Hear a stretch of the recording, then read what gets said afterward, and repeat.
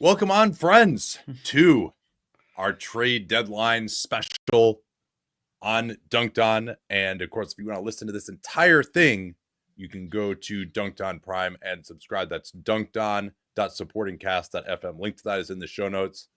And of course, you can get 35% off a yearly membership. That sale should be active in about another 36 hours or so. We'll wait until I record with John tomorrow before we turn that off. But that is a way to get all of our podcasts. Of course, the daily dunks from Dan 5 days a week. You already wrote that today. That was great. Or you can get that in audio form as well. Access to our new and improved cap sheets as well, which Dan has spent the last month working on.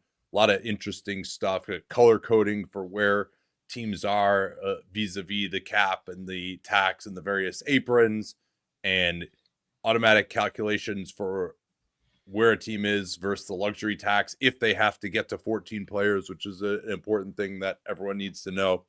So lots of really good stuff in that new cap sheet, in addition to, of course, our subjective cap space projections. And yeah, let's get rolling here, Danny, and talk about this deadline day, and then in the second half of the episode, we'll take stock of the entire deadline season. So where did you want to start here? I want to start with what I consider the biggest deal of deadline day itself, and that is the Cavs-Hawks deal, where the Cleveland Cavaliers get DeAndre Hunter in exchange for Karis LeVert, George Niang, 3 seconds. Apologies, I don't think we know exactly which 3 seconds those are. And 2 swaps. And as a point of clarity on the swaps, basically these are situations where Cleveland already is getting the worst of their pick and the Jazz pick. So this is from the Donovan Mitchell trade. And now the Hawks have the ability to trade their own pick for the worst of those, which is what the Cavs have. Yeah, Dan Gilbert would never admit that Matt Ishbia is the one who invented this horcruxing of first-round picks that he is now taking advantage of. So I think this starts with the Cleveland Cavaliers. And basically, since they put together this group, maybe even before they got Donovan Mitchell, honestly, when the core was just those 3 young guys. But Donovan Mitchell, Darius Garland, the 2 bigs, Mobley and Allen, who was going to be the 5th starter? How are they going to get a 3-and-D guy, particularly when they made the deal for Mitchell and were pretty much denuded of assets, or so we thought. And DeAndre Hunter playing better this season was something that made you think, oh, well, he's got some pretty good value at this point, right? For Atlanta, like he'd been a big reason for their success to the extent it happened. Jalen Johnson going down, I think, really changed the season for the Atlanta Hawks. Informed these moves, although we still have to figure out exactly what their overall plan is. We'll talk through that. But Hunter, of course, has had a very up and down career. In 21, looked like he was going to be awesome. Then he signed the extension that seemed a little bit rich, and he had health issues and just wasn't that good. And then this year, he's been a really good player, probably the 3rd best player, I would say, on the Hawks this year. And so what do you see as Hunter's strengths and weaknesses fitting into this Cavs group? Is he an upgrade on what they had at that position? I don't know that he will always be their best 5th starter or closer, but he is definitely a worthwhile option. And so to me, what Hunter brings to the table, and it's funny because this does overlap a little bit with Strus, is that he has been a pretty reliable shooter over the course of his career. So Hunter this year, he's only played in 37 games. I mean, he often has availability issues, but 39% on threes, 8.4 attempts per 36, which is the highest attempt rate of his career. That's a very high number for this player type. It is. And so for Hunter, he's been careering about 37% 3-point shooter. The volume's been a little bit lower than that, but he's been in this vicinity a fair amount of his career. Had one really rough shooting, a bridged season early in his Hawks tenure, but then it seems like that was the aberration. One of the questions with Hunter, going back to, he was played at UVA, is like, how good is he defensively? And I've always been a little bit more dubious of that. He has pretty solid positional size. He has forward size, about 6'8", 6'9", but he doesn't really apply it quite that much. So I've always thought of him as like a, like a below average forward defender, but still a forward defender as opposed to a guard defender. And so, well, can I build on that? Sure. I would say that as a pure isolation defender, I think he's pretty decent in that role, guarding bigger wings. Like if you want to throw him on, say, Jason Tatum, other than Dean Wade, I would say he's probably better than anyone that the Cavs had. I think Karis LeVert had shown that he could do more guarding the ball, and they may miss that aspect as well. Hunter on point guards, they might be a little bit too quick for him. But the big hole I thought in his defensive game is going back to his time at Virginia when we scouted him in that 2019 draft. He was taken number 4 overall. Was that he just didn't really make that many plays. He's kind of someone who can guard his man okay, but he's just, and it's not a 5-alarm fire if he's guarding basically anyone in an isolation. And he also has enough size to be a 4. He's kind of vacillated between the 3 and the 4. And with moving Niang, him being able to maybe play some backup 4 would be useful for them as well. And he'll be better than Niang in those roles, at least on the ball. Niang was actually kind of in the right spots defensively, even if he didn't really have that much athleticism to affect the play. But that fit is not that bad in their closing 5 because you still have Mobley and Allen behind him. They're not going to ask him to really provide sort of like that 4 level of help defense that he hasn't been able to provide over the course of his career. But he could still, if you wanted to switch 3 through 5 like they've done before in the past, like he's got enough bulk to kind of hold up on a switch against a big or something like that too. Particularly if it's a play involving Mobley or Allen. Both those guys can switch on the perimeter. So I think that this is, to not have to give up a first, I think this is a pretty good fit for Cleveland, particularly because of all the other guys they could have gotten there, they probably would have just compromised too much on the shooting and defense. And I think Hunter is the best available cross between those two. I think that you're largely correct. The one, as you brought this up a little bit, is that it's a very specific identification for the Cavs of what their kind of defensive needs are by trading LeVert in this deal for DeAndre Hunter, is that the only guy they have that's better kind of guarding the ball than he is guarding those bigger wings is Isaac Okoro, who is very offensively limited. And so, you can... And is also out, right? And I guess that's the other thing to remember too, is that Dean Wade and Okoro are both out for a while, and both of those guys are... Like Okoro, I think this is the second time he's been dealing with the shoulder issue, and Wade obviously has really struggled to stay healthy, as has, of course, Hunter. And so for the Cavs, they now have a pretty good wealth of options of guys that can defend forwards, especially when Wade is healthy. And like Strus is another option in this. And remember, he was initially, we thought he was their biggest swing in the 2024 offseason. Or sorry, was that 23? No, it was 23. And then now this Hunter is more expensive and all that type of stuff. So I could envision some scenarios where the Cavs run into an opponent who has like more of a smaller guard and they don't really have the right guy for it. But the Cavs also have very good talent and personnel. So like I'd be very interested to see, what Kenny Atkinson wants to do against the Knicks, for example, or Dame and the Bucks, like how they're going to defend those teams. But they still do have great size. They have a lot of good defenders overall.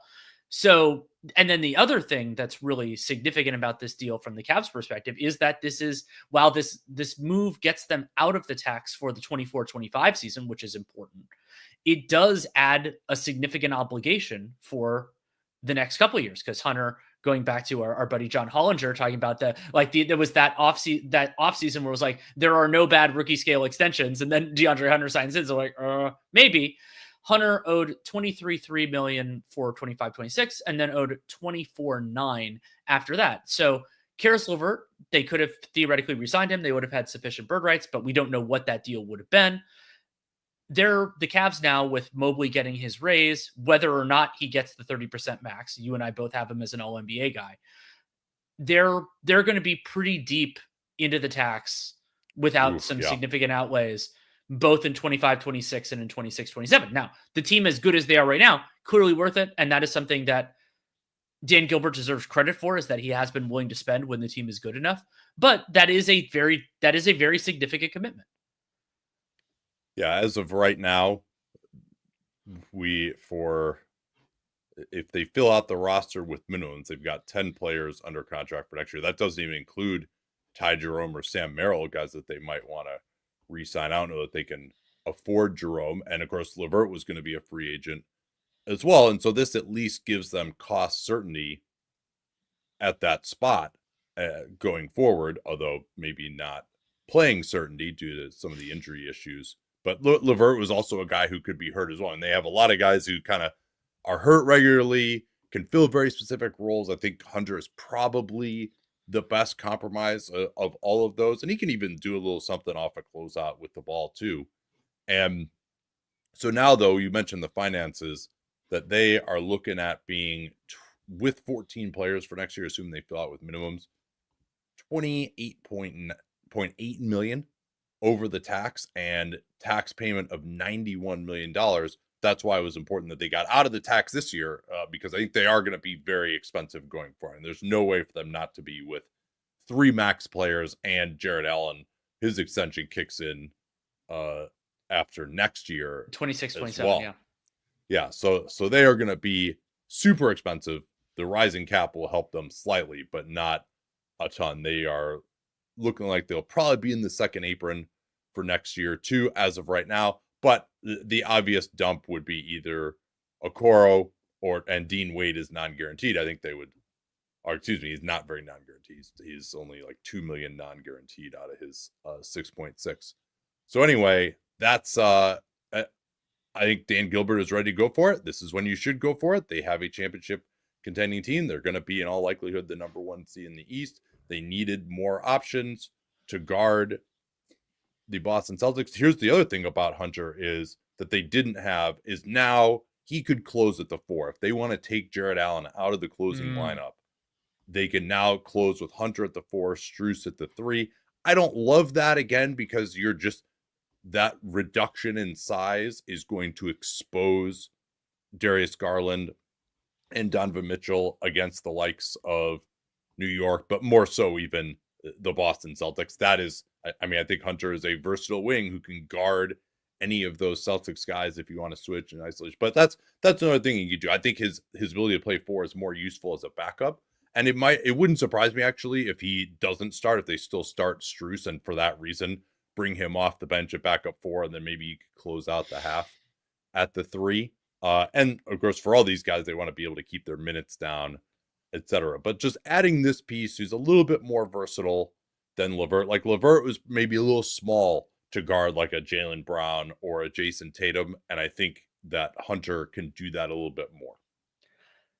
I agree. And so we'll see what kind of defensive needs they have when it comes to the postseason. And some of that is just styles makes fights. Which matchups do you get? Which matchups do you avoid? And so that'll be something to watch. And I think we can, and again, like from Cleveland's perspective, it is a luxury to be able to spend this much. Ownership is the biggest competitive advantage in the NBA. And to be able to bring in Hunter with all of these other obligations is something that a lot of teams wouldn't do. And so they have a lot of depth right now. And even if they're not a perfect team, this gives them another potential quality player, gives them some outs, some hedges in case of injury, and as you said, regular season depth.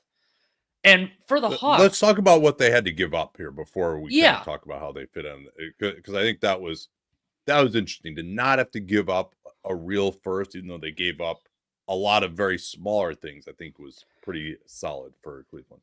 I agree. And so we still don't know which 3 seconds the Cavs are giving up in this deal. They don't have a ton of them, so I think we could use some pretty reasonable deduction just on it, because Cleveland, because of all their other obligations, it's not like they're chock full. They do have extras from Milwaukee and Denver, both of which suck. So if those are included within the deal, it looks even better for them. They don't have any premium seconds. And so then the swaps, it's, as I said, it's in order for it to matter, both the Cavs and the Jazz have to have a better spot in the draft than the Hawks do, because it basically otherwise the first swap goes to the Jazz and so on and so forth. So that is unlikely, not impossible, but unlikely to matter that much, especially in 26, where it seems like the Hawks are not going to be as competitive as the Cavs. Then the seconds, TBD on those. So in terms of the asset price, it is low. And since Cleveland doesn't really have any great seconds, it's not like they're giving up a ton of juice there. And so to get an upgrade, even if you get an upgrade without having to give up much, that's why being able to spend money matters, because the Hawks, it appears that they were pretty desperate to save long-term money in this deal. Yeah, it does seem that way. And I think, sorry, there's some banging around those distracting me for a second. So it does seem, though, that this could also possibly be matching salary for another deal later with Hunter. That would be palatable. And then finally, too, they retain control of their unprotected 2031 pick for a possible later move if needed. To not, like, I mean, depending on what it would have been going out, I wouldn't have thought it was insane to give up that pick for Hunter. Like, these players are just so rare. He's not a perfect solution, but I think he's a solid one. Like, that wouldn't have been totally crazy to me. So I think they did well here. The other thing I could say from the Cavs standpoint is they were also rumored to maybe be in on Cam Johnson. And I like this fit better for them because I just don't think Cam Johnson can do what would have been needed defensively, even if he is a better offensive player than Hunter is. So that's my thought there. And also the price on Cam Johnson is we'll talk about what the Nets didn't do.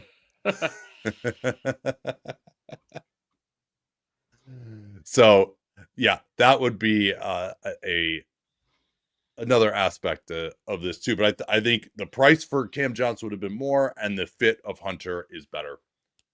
Yeah, let's turn to Atlanta, and I guess, yeah, their motivations. Maybe we should, before we totally evaluate this, I mean, I guess just in a vacuum, getting back LeVert and Niang, I mean, I think they still want to, they don't have their pick this year. They still want to do something this season, although I think they got worse. But maybe just adding the depth in helps with Jalen Johnson out to have Niang, who's at least a playable 4 that they didn't necessarily have on the roster, and LeVert can give them someone who can do something off the dribble, which they really were lacking since Kobe Buffkin went down. So he can kind of play some backup point guard for them with Daniels. Like, that could be a viable backup guard group that maybe would allow them to not hemorrhage when Trey's off the floor. So it wouldn't shock me if this isn't a massive step back on the floor this year. And they do get some of these assets, but there's not anything that's like premium that they could throw into a trade for a major player necessarily.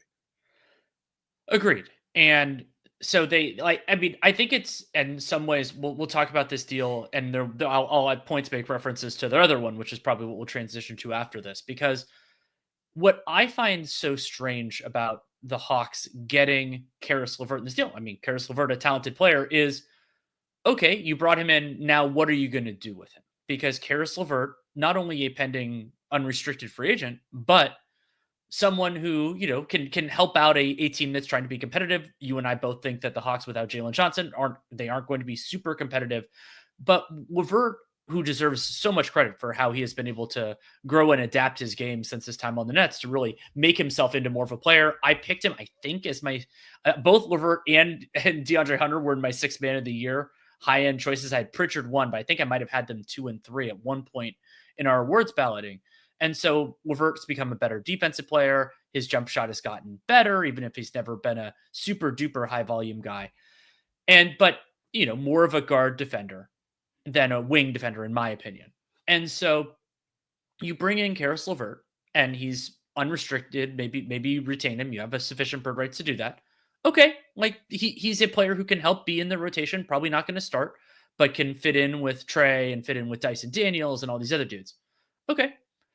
But then they also bring in, they trade Bogdan Bogdanovic for Terance Mann. And so the part of LeVert's game that has gotten better is his defense. Well, you don't really need that defense when you have bigger commitments financially to both Mann and Dyson Daniels, who presumably they're going to retain once he becomes extension eligible / restricted. Those guys sure seem rather redundant Daniels and Mann. They do, and both of them presumably under significant long-term obligations. LeVert, I think of him more as a shooting guard than a small forward, though you can play him a little bit there if you need to. But it's also like, why would you make another commitment at this general position group and all that type of stuff? And so for the Hawks, my theory is that they got a little bit skittish on like Hunter. He has this, extensive injury history. He's missed parts of a lot of different seasons. This is already his age 27 campaign because he got into the league a little bit older. And so maybe it's just like, okay, we have this guy who's owed a significant amount of money, 20 plus million for each of this season and 2 more. We can pretty much get out of that. They have to take on Niang for 1 more year, but Niang makes a whole lot less. He's making 8.2 next year. And we didn't get a ton of assets, but we got out of the obligation. And so, so I would say, like, I asked the question in our notes about, like, did they sell high on Hunter? And what I mean by that is not so much did they get a lot for him, but is it possible, if not likely, that his value, his stock a year from now is lower than it is right now? And I think it's definitely possible because of the health stuff. And so if they were, but to me, this wasn't some package where a year from now, if you have him, you're like, oh man, we could have gotten that unbelievable package and we didn't pull the trigger on it. Right? Exactly. Like if they could have gotten that 2031 first from Cleveland, absolutely. That's one where you're like, we got to just do this. And the other thing too is, like, most of these teams, like a Portland or a Brooklyn, for example, when you move these guys, I mean, some of them are older, right? Like Jeremy Grant, for example. Like this, to me, not moving him wouldn't have been like a Portland Jeremy Grant type of mistake from last year. I agree. And so what I was going to with this is that I think they might have traded him at close to maximum value, but they didn't get maximum value in the trade. So it might be that it gets lower. And so even if he had a weaker year, okay, you got 2 swaps that are unlikely to convey, these seconds that probably aren't very good, and some savings. And so I think they could have, if they wanted or needed to get out of it, they could have. And then the other part of it, which is why I'm kind of garbling these Hawks deals together, is the Hawks added long-term financial flexibility in the aggregate in the moves that they did. But I, for the life of me at the moment, other than saving ownership money, can't figure out what that added flexibility is going to do, because the Hawks... No, I mean, maybe it's just using the MLE next summer, right? Like potentially. I mean, I think that's nice. I think they probably might have been able to do that. And maybe this is to retain Capella and do something. Yeah, that's true. Yeah, they can now retain Capella. They could retain LeVert. They could use the mid-level. Like, they could maybe do 2 out of those 3 things. Mm-hmm. And then potentially, Hunter was for 26, 27 as well. They'll presumably be paying Dyson Daniels new money at that point, because that's when his new contract kicks in, all this other stuff. And so they added flexibility. Maybe that's what it gets used for, is that if the tax is functionally a hard line for the Hawks, that they can be a little bit better during that window. And so, yeah, it is really, maybe it ends up working out for them. Maybe, especially if they have use that flexibility on the other guys, but it is a little bit confounding. And so they, I think that they might have sold high on Hunter, but didn't get the high price. So that I would say is a mistake for them. And then I think that can be, and one other quirk of this deal is that DeAndre Hunter is longtime friends. I've heard this classification of best friends with Ty Jerome. Those guys played at Virginia together. So I don't know how long. I think Hunter's going to be there longer than Jerome, but that is kind of fun. But then that gets us into the Hawks' other deal, which is the big one with the Clippers, where Bogdan Bogdanovic goes to the Clippers. Before you say the terms, I just want to confirm this. That the Hawks are the one who gave up the picks in this deal? Are we sure about that? Like, it doesn't make any sense. I mean, and yeah, that's what I'm just double checking here. The Clippers are receiving, and Law Murray, he seems surprised too, because he put receiving in all caps. Yeah, Minnesota second in 25, their own second back at 27, and a protected Grizzlies second in 26. I don't know how Maybe you know more about how protected that is. Maybe that's a funny pick. But It's protected 43 to 60, which I believe means it only conveys if the Grizzlies are really bad. But sometimes the terminology on this gets a little bit funky. Let me see if I can find it specifically. No, I mean, that's fine. I don't think. No, that is what it is. Yeah. Portland gets it if the Grizzlies are good. The Hawks would, now the Clippers get it if the Grizzlies are bad. Yeah, so it's unlikely to be anything, but it has a decent chance, or it doesn't have a decent chance, but if it does, it's a top 12 pick in the round. But to me, Terance Mann signed this extension, which I was not really on board with, and RIP Terance Mann for the Roddy Beaubois untradeable all-star team that I got asked about in my chat a week ago, and came up with a few, but Mann definitely was one I should have mentioned. But you might be like, okay, well, maybe it's just about the savings, right? Because Bogdanovic making $60 million this year, $60 million next year. He's 32. He's had knee issues, hasn't been as good this year as he was last year, when I thought he should have been sixth man. But, and like, okay, we want that savings. But then you're going to get 30 and 31-year-old Terance Mann making about the same as Bogdanovic for 2 more years beyond Bogdanovic. And then you also already have Dyson Daniels. It seems like I would say that Mann is a worse asset than Bogdanovic, even given what Bogdanovic has done this year and his injury risk. Because I'm not interested in a fourth guard making $15 million who really struggles to shoot, especially when you basically have that guy who's a superior version of him already on the team in Daniels. So, I guess the only conclusion I can come to here is that the Hawks really valued Terance Mann for some reason as a player, and I just don't understand that.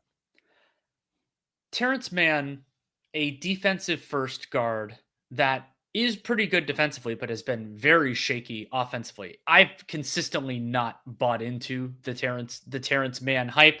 And it's also particularly notable that the Clippers are kind of getting out of this, because the Clippers have had a wonderful defense this year. Terance Mann has been a part of that, but they can pretty well replace Terance Mann just with the other guys that they already have. Like, they have a lot of other defensive players. They can fit in. You just play Chris Dunn more if you need to. Exactly. Or they get more offense in the form of Bogdanovic, which they desperately need. Yeah, and with Bogdanovic, they also get the benefit with the Clippers of having another guy. They have a lot of high-end, like guys in their rotation who can generate offense. They have James Harden, of course. They have Kawhi Leonard. They have Norman Powell.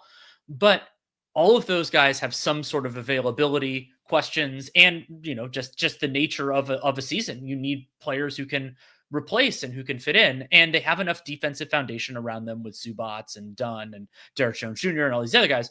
So I don't think they're going to miss Terance Mann very much, and I think that it's one of the most overrated player types and honestly overpaid in the NBA right now, is the defense first guard that can't really do much offensively, because you have to be Chris Dunn good at defense to be really viable, even as a lower end rotation player. And Chris Dunn is making $5 million, right? Yeah. I mean, that's the thing, right? Yeah, you want to pay Terance Mann $7-8 million over a 3-year deal, sure.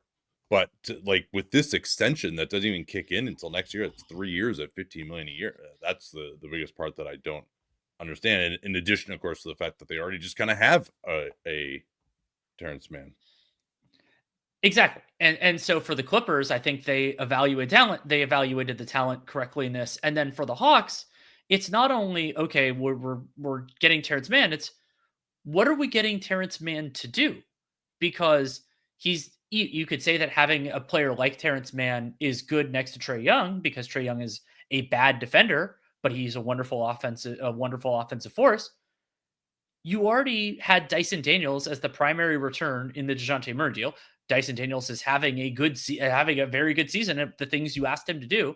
So what do you need Terance Mann for? And as you mentioned, Terance Mann, another guy, this happens a lot, where guys come into the league later, and so sometimes maybe you think of them as younger. So Terance Mann, this is his age 28 season.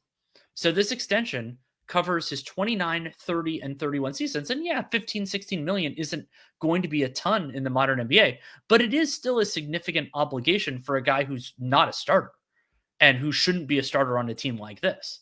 And so why? I'm not entirely sure. Yeah, it really just has to come down to the Hawks valuing these guys. They also get Bones Highland, who, I mean, I guess they could take a look at him because they need some kind of scoring, although LeVert is probably really more going to be in that role. Another thing that Matthew asked in the comments was, shouldn't Memphis have beaten this offer for Hunter? And we will get to the Memphis Grizzlies, I think, pretty soon here, because I thought what they did was fascinating, and I'm not sure that I like it, but they... Maybe so, but probably the appeal for Atlanta was being able to get back LeVert and Niang, two rotation players, because Atlanta's just in this weird interdimensional netherworld right now where they don't have their picks and they're kind of trying to win, but they're also trying to build for the future at the same time and giving up veterans, but then they're also getting back some old players, but they want like some payroll flexibility, but they don't really have cap space. It seems like they've tried to thread the needle in like 8 different areas and they're kind of missing all at once. And then, Chris Haynes reported Trae Young is someone else to keep an eye on. Trae Young only has 1 year left on his deal now coming up this off season. And Haynes reported, I think it seemed pretty obvious that the Spurs were at least sniffing around Trae Young before they went in the De'Aaron Fox direction. I think that was probably more over the summer. But once the Hawks, get to the 10 seed and flame out, are like Jalen Johnson comes back next year, maybe Ricochet takes a step forward and they have like this fun young team and like they can build on the promise they showed in the NBA Cup. But it's just, there seems to be I would say, general lack of coherence with the Hawks at this point in time. And it also, you've built kind of this house of cards where you have Ricochet and you have a lot of their other kind of young guys, Jalen Johnson, who I really like. If Trae Young, for whatever reason, is out in the next year, well, then all these other things don't make sense unless you get another offensive force, because you need that player. As much as I like Jalen Johnson, he can't be that guy. And the Hawks can't get that player through the draft because they don't have control of their draft for too long. And so then what do? Then do you start like going all the way back closer to square one and everything else? It seems like they're kicking a can down the road, but I don't know what road they think they're kicking it to because of all this like ambiguity with everything else. And I think the other explanation, to go back to that question from the comments, is the other answer to this is money, which is the Atlanta Hawks, if the deal was involving Marcus Smart, they would have had to make a larger financial commitment for the 25-26 season. And they don't particularly want to do that right now. And for the Grizzlies, we'll get to them in a second, if they were taking on Hunter, they would have to make a bigger financial commitment for the 25-26 season. And I don't think they want to do that. And we'll get into the reasons why that might be the case. So if the idea for those teams was to get better, to kind of sand off some of their rough edges, everything else, that kind of a structure would have made sense. I do not think that is what either of those franchises was prioritizing. Let's turn to the Clippers aspect of this now. They do get themselves out of the old luxury tax, which was a good move for them. They made a previous move, of course, flipping Tucker for Drew Eubanks to help them do that as well. But to get... I mean, Terance Mann, how much was he really going to play for them? Bones Highland, despite them being desperate for any kind of backup point guard play and scoring, wasn't playing for them really.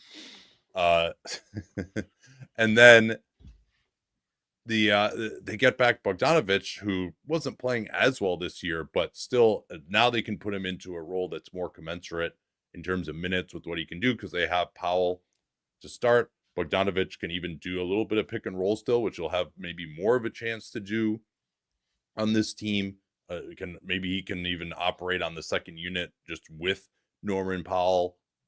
Maybe they put Dunn out there with those guys too. But and then also Bogdanovic is very comfortable working in 1-2 pick and rolls with Harden, giving them just another play that they can run. I think didn't have a lot of diversity schematically to their offense right now, so he can provide a little bit more of that. He can come off as some screens, and hopefully they have enough defense behind him that that won't be a major problem. But again, even if this simply, I would have understood this if it was the Clippers giving up the 2.5 seconds, and because I know that they extended Mann, and he was still eligible to be traded even though it was within 6 months because he wasn't beyond the extend and trade rules.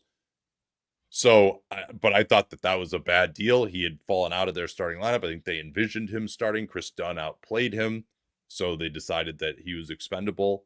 And this is for how little assets that the Clippers had available to save themselves some long-term money and to also get a guy who could play off a Kawhi, play off a Harden some, and give them some more diversity to their offense, can pass a little bit. I thought that was very good work by them. The Clippers also cleaned up their books a little bit, which is nice because the Zubats is on that pretty team-friendly contract by our classifications for another few years. Derek Jones Jr.'s is reasonable. Kawhi, we'll have to see how much he can actually play. And Harden's situation is a little bit different because he has that player option for next year. I assume he's going to stay, but at what terms, we'll have to see.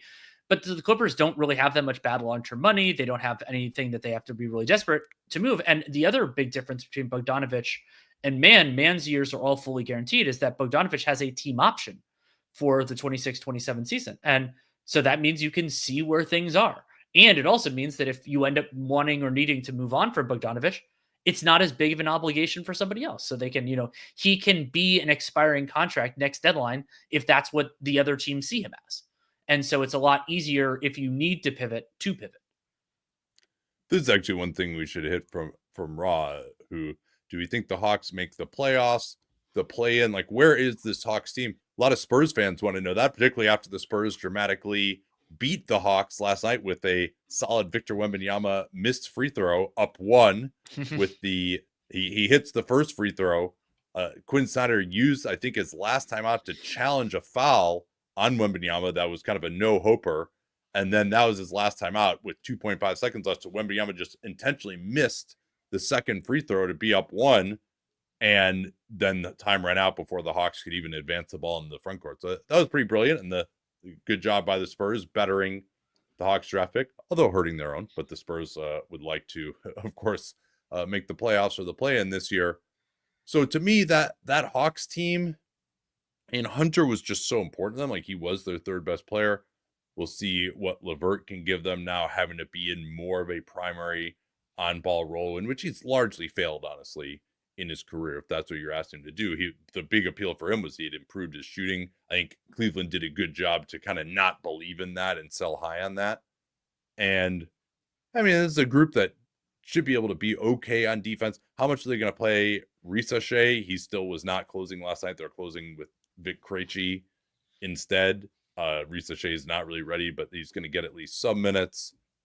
So I think they'll trundle along kind of about what they were, but they had lost 8 straight before this move anyway. And if anything, I think they're just, like, maybe you could say they don't really have a backup 4, and Niang could help there. Quinn Snyder knows how to use them. Real sliding doors moment there for the minivan to get back with Quinn Snyder. But yeah, so I don't know how much it changes Atlanta's fortunes. Do you feel any differently? I think they've been a pretty weak team without Jalen Johnson this year. I expect that to continue, but I don't want to get all the way into the Chicago Bulls of it all. My instinct on what happens here is that the Sixers jump both the Hawks and the Bulls, and that those two teams are competing / not competing for the last spot. Maybe the Raptors get into that mix if they want to. Like I think it's going to come back to them if that's what the Raptors want. So we're going to see just a horrendous, at least uninspiring 10 seed in the East. And remember that if that's the way this goes, as long as that team doesn't actually make the playoffs, it's not like it hurts their draft position. Like, if what you're doing is just, playing the games as they lie, then being the 10 versus being the 11, it only matters because you get into that one game, maybe 2 games, and you're probably going to lose.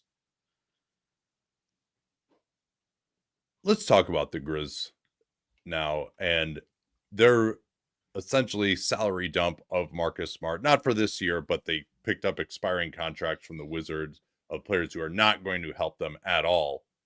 And in fact, they also gave up Jake LaRavia, who was playing for them, some at least, in this deal. And this basically, the purpose of this is to get off of Marcus Smart's money for next year.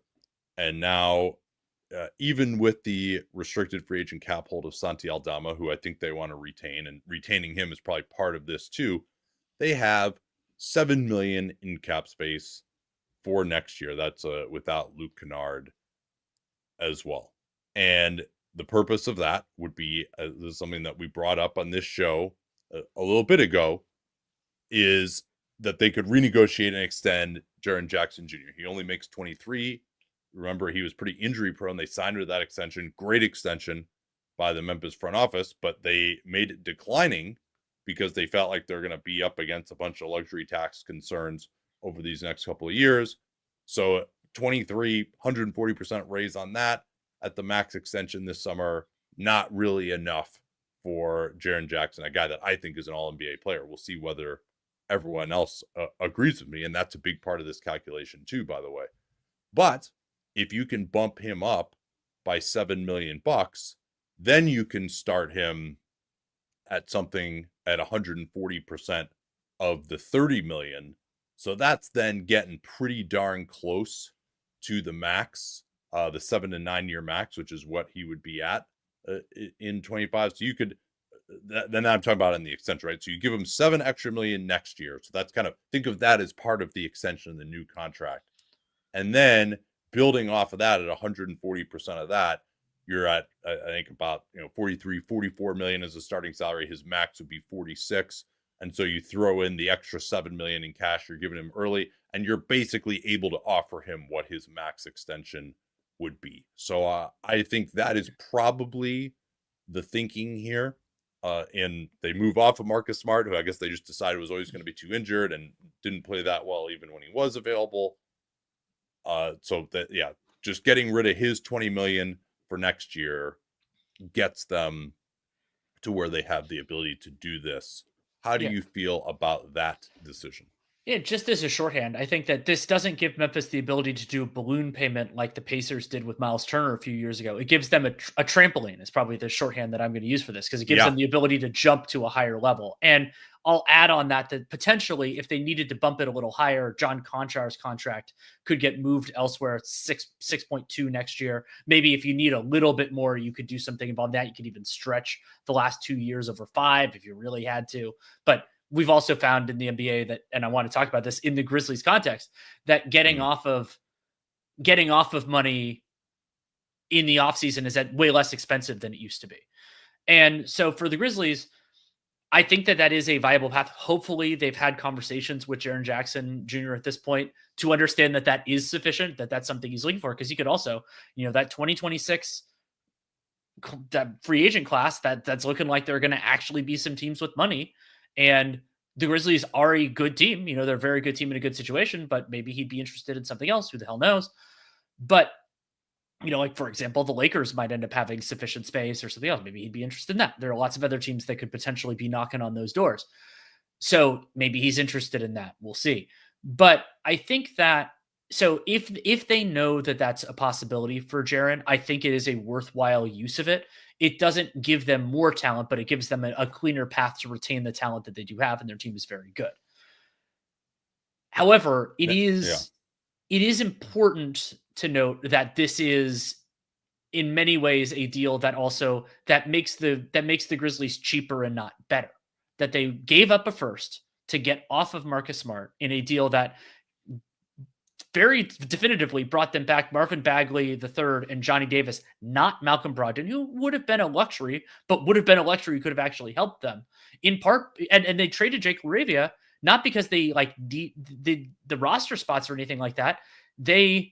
This gets them way clear of the tax. Like they're like 7-8 million clear of the tax. So they did more than they needed to. I always assume in that circumstance it's to save ownership money, all that type of stuff. And it was going to be difficult for them to retain LaRavia potentially because they declined option on him. And so the limitation, which now transfers to the Sacramento Kings, is that you can't pay the guy more than the option you declined. But for the Grizzlies, getting off of Marcus Smart is fine. I don't think he was helping them as much. But this is the point I want to get to. Sorry, I went on a ramble here. Is if they were really got to the point in the summer where they had to clear this money to pay Jaren, I think they probably could have done it at a more reasonable cost, because we've just seen teams shed money pretty cleanly in off seasons because teams have to get to the floor and all this other stuff. The problem might have been that they would have had to do it fast. And so they couldn't wait this out. To me, this is kind of a scared fraidy cat move. Mm-hmm. What could you have gotten for that first rounder? I mean, because, yeah, they paid that first round, which is going to be a low pick in the round. But we haven't seen someone give up a first rounder to just straight up dump money, and that's it. Recently, at least they'll get back a player who might make sense for them in the short term, even if it's really more of a salary dump, and everyone knows that. But like, you can at least say that, like, the Bucks Kuzma thing is like kind of that, at least a little bit, right? With the Middleton, like they saved some money, they got some flexibility that they didn't do anything with really, other than sending cash for Jericho Sims, but they get flexibility for next year too. So what they do with it, etc. But that's this to me is, oh my God, we're so scared we're gonna lose him, or we're so scared we might have to pay him too much, and we're a small market. What if he actually gets to free agency? What if we can't renegotiate and extend him?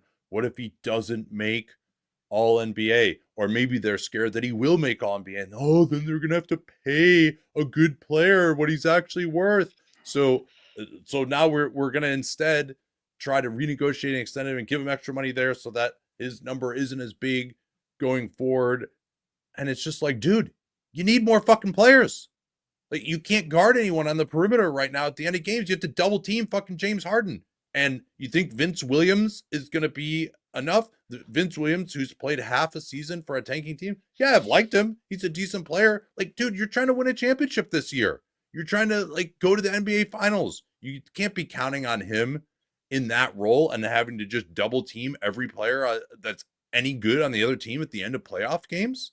Like, that's not good enough. So yeah, go, like, especially given the price for someone like a Hunter. Like, Hunter isn't some amazing shakes, but you could at least put him on James Harden and not have to double team.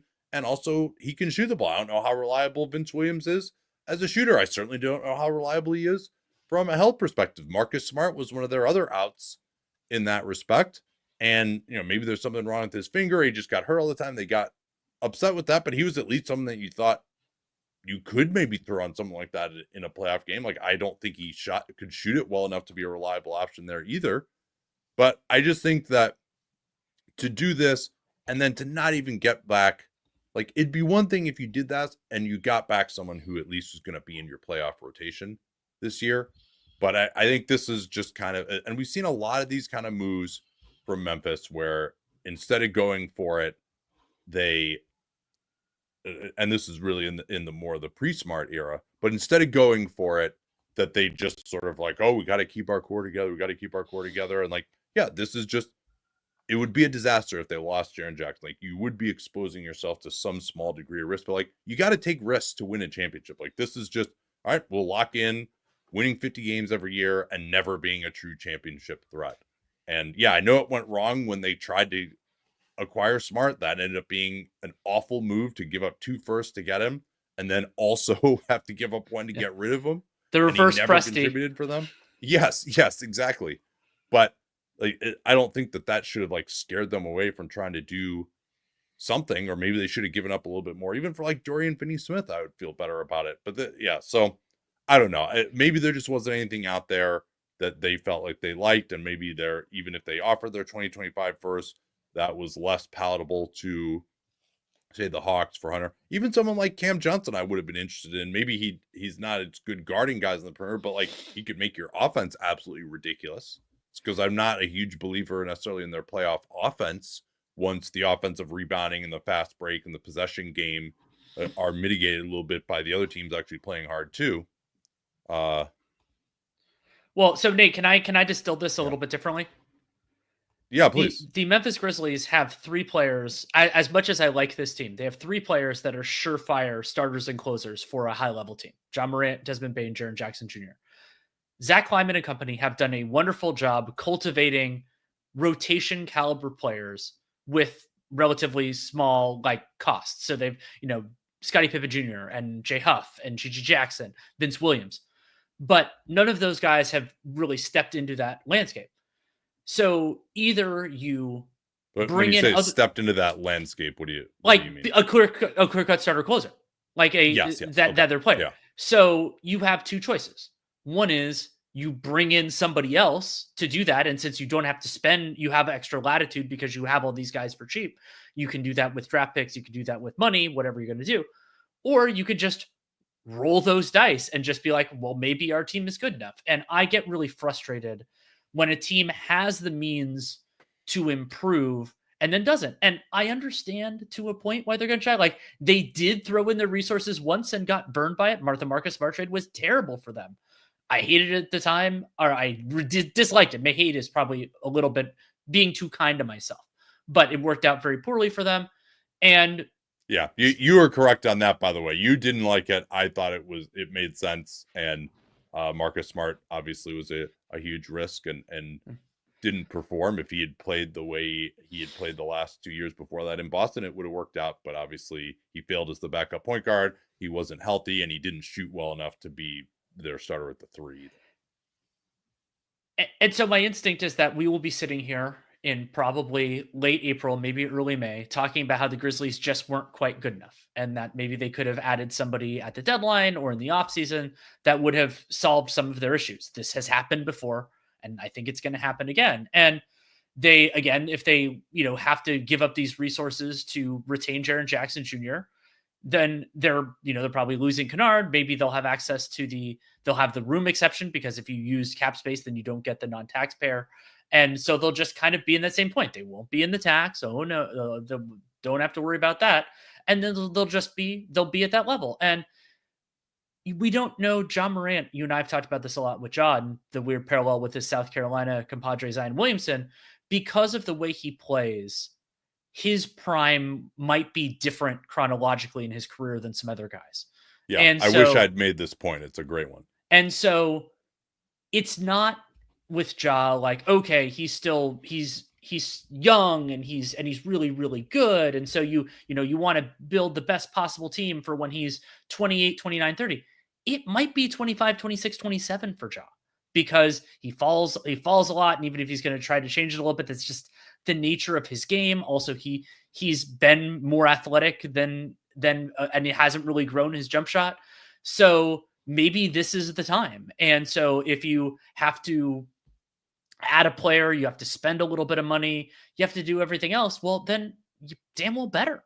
And it's the other really big frustration for me from Memphis, and I will bring this up a lot with Oklahoma City, is that as good as the Thunder are, as good as some of the other teams have top-level talent, now the Lakers with Luka and Jokic and all this, I don't think there is that peak Warriors just oh, well, there's no chance you're beating them team in the Western Conference. And I think the East has some strong teams, but I don't think it does either.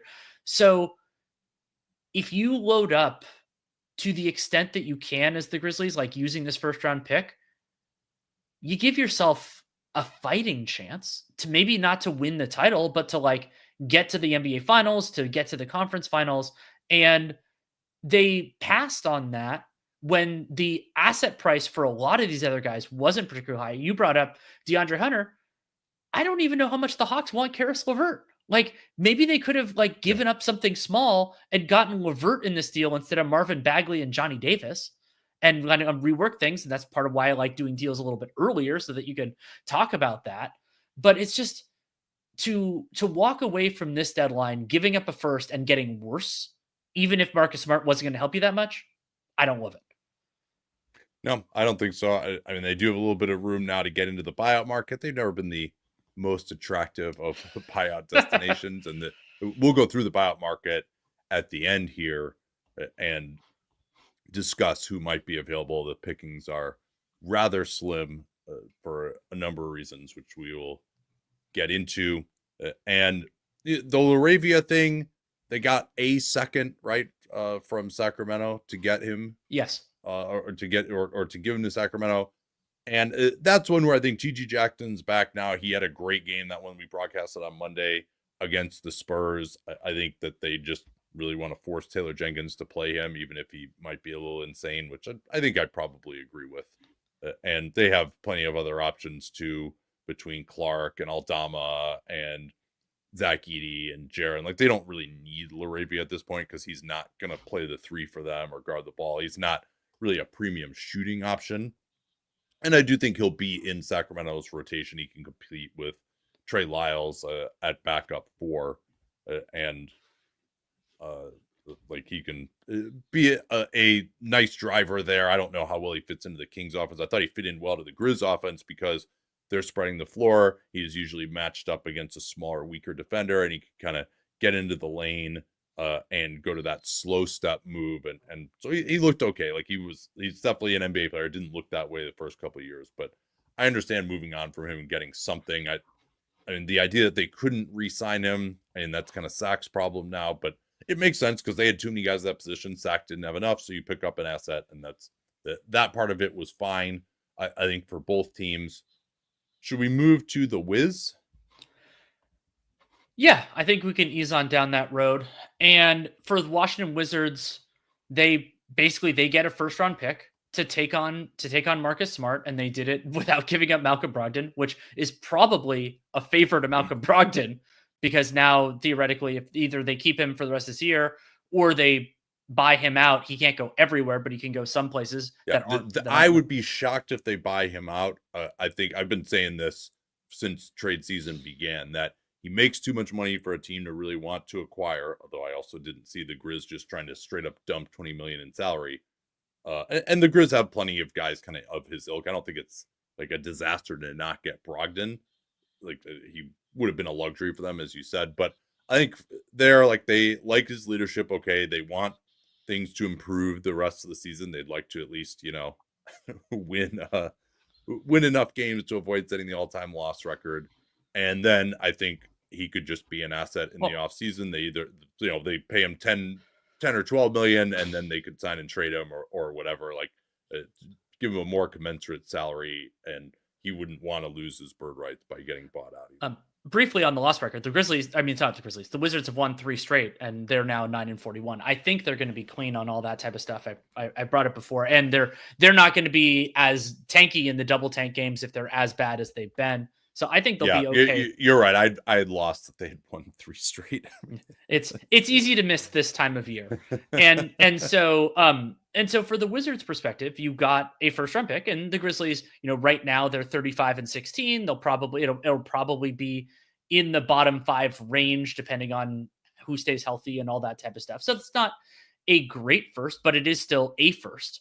And they did that to take on Smart's functionally more the $21.6 million for next year than what he's making for this year, though that did matter to the Grizzlies as well, especially considering who they got in return. And so the hilarious thing for me with this is that Marcus Smart in some ways turns into next trade deadline's Malcolm Brogdon, which is, can you sell another team on this expiring contract of a player who could potentially help you, who's largely been on ice for the past year?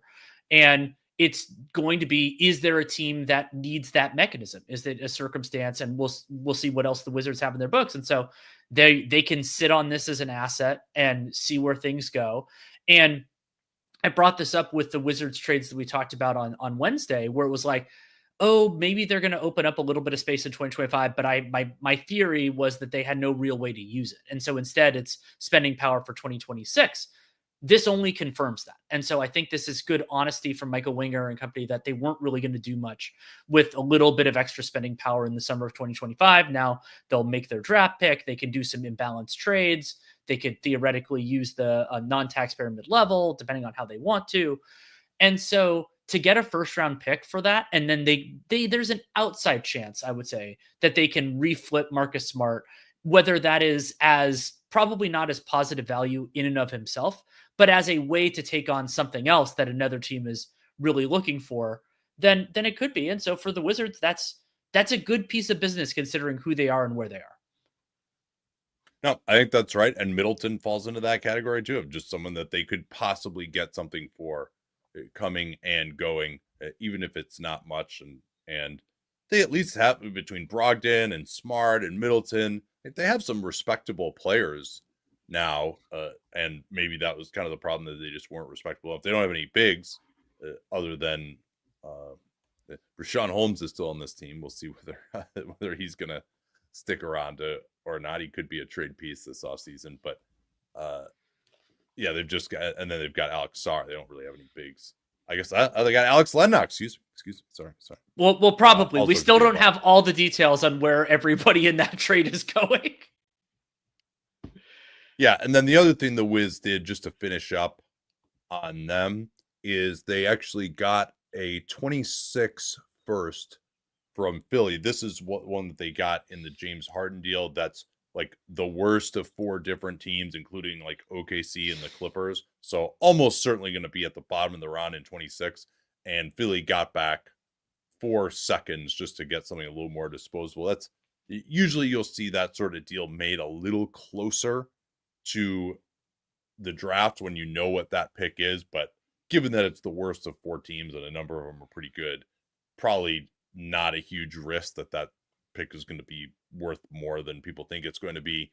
So that part makes sense. And as part of that too, Philly able to dump Reggie Jackson and reduce their tax bill. Did they got out, right? Philly? They did get out. And so I'll talk about that in a little bit, but a couple interesting nuances from this deal. One, generally speaking, I like a deal that's a bunch of seconds for a first better for the team getting the first. That is not the case here, because the first is going to be bottom of the round almost definitely. And the seconds, like, there are a couple of them that have some upside. The Wizards own in 2030, the Warriors in 2028. And so you have that. And then the other nuance of this, so I think the Sixers did better from the draft asset perspective. The other nuance of this is it's very rare to see a two-way guy get traded. Jared Butler, who went from the Wizards to the Sixers, is on a two-way. And so they had that, the Sixers waived Pete Nance to kind of make all this work. So it's not important, but it was interesting. The more interesting nuance of this trade is that one of those seconds has already been rerouted. And that is basically, from what the reporting is that's out there now, there was something bad in Caleb Martin's physical, because earlier in the week, the Sixers traded Caleb Martin for Quentin Grimes, and there was a second that went in that deal. Apparently, according to the people who talked to reporters, there was something within Caleb Martin's physical that was sufficient that the Mavericks would have been within their rights to void that trade entirely, which would have put the Sixers back into the tax. Instead, and it looks like that issue is that it's a hip sprain for Martin, and the Mavs are, according to Tim McMahon, optimistic that he'll be back in 2 to 3 weeks. We don't know that for sure, of course. But I think the thought, probably what the belief was that he'd be ready to play relatively quickly. So now Philly has to give up another second for that 2 or 3 weeks that they're not getting more. Yeah, so one of the 20-30 seconds that they got 2 in the deal. I don't know exactly which one is going from Washington to Philly and now to Dallas to basically satiate them to complete the trade. And that's pretty much all we know at the moment. This is, incidentally, I'm not impugning anyone's morality or anything like that. This is, and thank you to Nate for offline reminding me of which trade this was, that the second time that a Daryl Morey traded a player who basically failed a physical. The other one was Donatas Motiejunas years ago, back when it was Rockets Pistons trade. That one they voided, and like it was a really complicated, nasty transaction that to get unwind because it happened right at the deadline. And so again, these things happen, but it is notable all the same. Yeah, this one is a little bit different, where I don't know that Martin has some big long-term thing. Hopefully it's something to recover from. Although a hip sprain meaning a ligament, strain usually is muscle. Haven't seen that designation very often.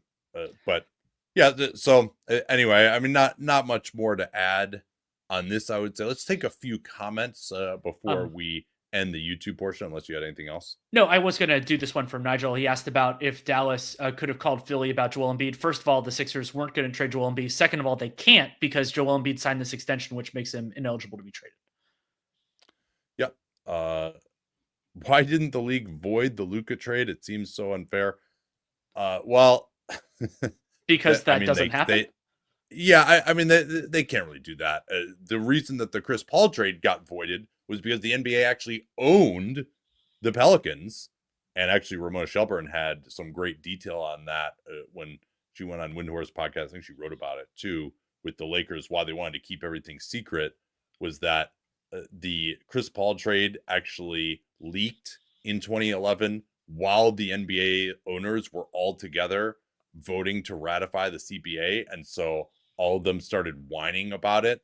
And because the Pels were owned by the league, David Stern was able to stop it, which actually was the right move, honestly, just as a steward of the Pels franchise, although the deal they ended up doing wasn't amazing. Part of that was just because a Minnesota pick that everyone thought would be awesome that was in that ended up from the Clippers unprotected Minnesota pick that they had gotten from moving Marko Jaric to Minnesota ended up being like I think that actually became Austin Rivers. Eventually, it was like the 10th pick. It wasn't as sexy, but in any event, but that's why the Chris Paul deal got voided. I don't think there's been any other deal in the history of the league that's been voided. I mean, maybe you could say like all the Stepien stuff, like they eventually gave the Cavs more picks just because their franchise was so fucked after that. But I don't know that even would rise to the level of voiding a deal. So it can't happen. Like, and it wouldn't be fair, honestly, either. You can't have an additional administrative step in these circumstances. A good memory from OK said that the Grizzlies trade reminds him of our take on the recent Kings moves, including the renegotiation extension of Sabonis, where they used their cap space to kind of keep the guys they had rather than adding talent, and that hurt them. Great memory. That is exactly the criticism that was, and that difference in quality will matter. That is the other part of it. It's not like it's a luxury or anything like that. Like I think that the Grizzlies will lose in the playoffs in part because they don't have enough good players. Let's see here. Do you think getting Hunter meaningfully improves Cleveland's chances against Boston? And we got another question about whether the rebounding with Hunter at the 4 would be too bad. Yeah, there are some teams that, like the Knicks, do a lot of rebounding, right? Like, so Hunter at the 4 might not work as well there. Now, Hunter, I wouldn't mind Hunter guarding Karl Anthony Towns. Like, that's actually not too bad. Like, I think he's got the size to do that. But against the Celtics, I don't think you're really that concerned about your defensive rebounding. They don't have someone who's just going to like mash you inside. So I think, yeah, if you're going to close with that group, you might be concerned in certain matchups. Niang was probably at least better as like a box out guy. DeAndre Hunter is not known for his floor game, but it's not a major concern to me. And I do think he helps. We talked about that a little bit earlier, that I think he's just someone you can put on Jason Tatum or Jaylen Brown and feel okay about it, and who can also shoot. And I'm like, I think he's an upgrade over like Max Strus in terms of his ability to defend, or you could play next to Strus in some lineups too. Most teams don't have enough forwards to know what to do with, and the scarcity can really matter. So having enough to fulfill your obligations is fantastic. Alan went on a little bit of a thing with this is again with the Grizzlies about like that they don't have Dillon Brooks and that Robert Parra is sneaky cheap. I agree with both of those things. Parra being cheap, I think, is a big part of this story, that it's a cover to save money, especially with how much further below the tax they got than they needed to. And with Dillon Brooks, yeah, I mean, I brought up how I think the Grizzlies only have 3 guys that can cleanly start and close games. Dillon Brooks, not back under any circumstances, replaced him with Marcus Smart, who is now gone. They had to give pick up picks going in and going out. And the Rockets have a player who helps them. So it was a misevaluation either in terms of talent or character, whatever that was. Maybe that had run its course. It was a misevaluation by me too. I'll say I thought it was an insane contract to give Dillon Brooks that $20 million, but as it turned out, he's been a value. So yeah, but he wasn't this player in Memphis, and it seemed like he wanted to shoot more, and for whatever reason, they, I think, judged him as part of the culture problems. Like, I'm not saying he was like going to clubs and like, doing Instagram lives with Ja Morant, but it did seem he was part of a little bit of what was rotten in the state of Denmark there, just in terms of like the distractions that he would cause in the media and things like that. So I understand their decision to move on from him, particularly because like that Houston offer was massive. I mean, Right. maybe they said they weren't going to bring it back under any circumstance anyway, but even if they hadn't had that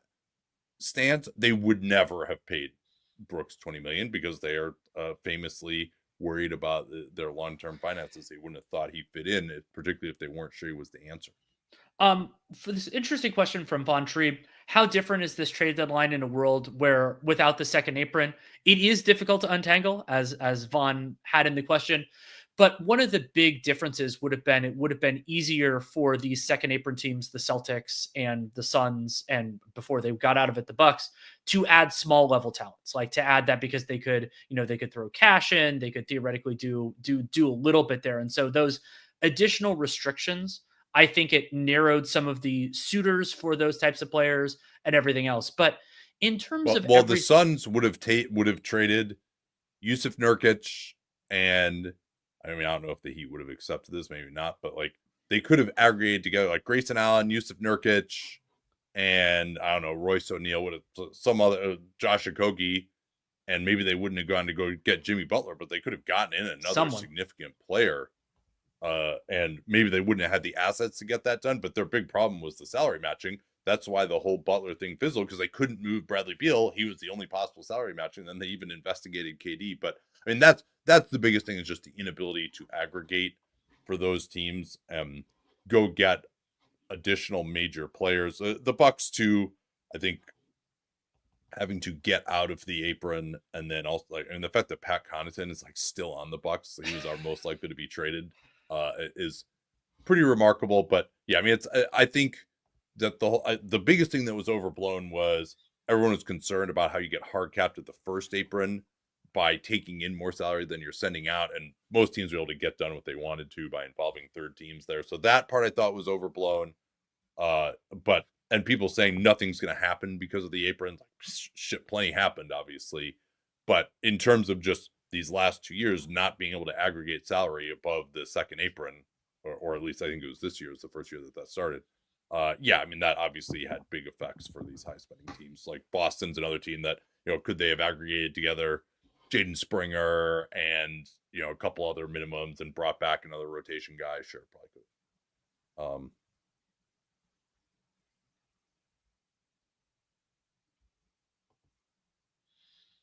All right, that's probably it for at least this portion of things. Thanks so much for watching on YouTube. Please give us a like and subscribe on YouTube. You can also subscribe to our free newsletter if you're more interested in free things. That link is in the show notes if you're listening on the public feed. And of course, I would exhort you to subscribe to Dunc'd On Prime, 35% off a year membership using the code MOCKDeadline25. That's dunkedon.supportingcast.fm is your link to go to. Link to that obviously is in the show notes as well. So it's great to see all these people here on YouTube. Really enjoyed some of these comments, and the rest of it is going to happen exclusively on Dunc'd On Prime. Hope to see you there.